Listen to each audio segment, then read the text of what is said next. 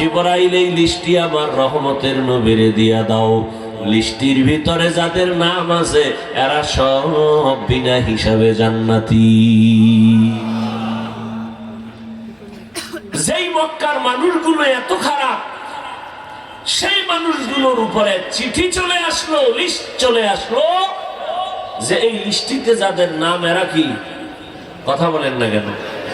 এর মধ্যে এক নম্বরে কার নাম? কার নাম? আবু বকর। দ্বিতীয় নাম হলো ওমর। যেই ওমর আমার নবীকে জবাই করার জন্য তরবারি নিয়ে দৌড়ায়।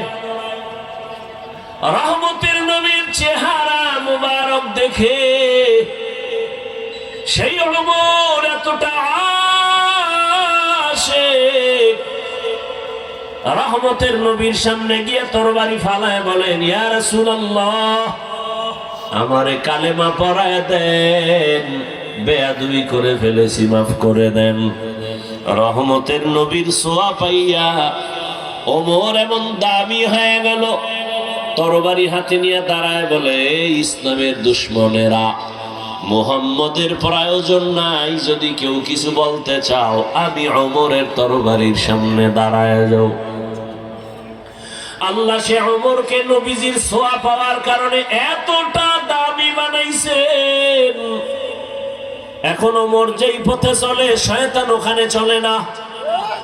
যুবক ছেলেটা একটা মদের বোতল হাতে নিয়ে মদ পান করে মস্তি করে আর রাস্তা দিয়া যায়, হঠাৎ করে তাকায় দেখে অন্য রাস্তার মাথায় ওমর আসতেছে। যুবকের অন্তরে ভয়, ওমরের দেখে এতটা ভয়, যদি মদের বোতল ওমর দেখে আমার গলায় ছুরি লাগায় দিবে, তরবারি চলে কথার আগে। যুবক ডাকে, হে মালিক, দয়া করে তুমি আমাকে হেফাজত করো, আর মদ পান করবো না। ওমর সামনে আইসা এবার ডাক দিয়ে কয়, যুবক, এই বোতলটা আমার হাতে দাও। যুবকের বোতলটা হাতে দিতে চায় না, যুবক কাঁপতেছে ভয়ে, বলে, কাঁপো কেন? ভয় নাই, বোতল দাও।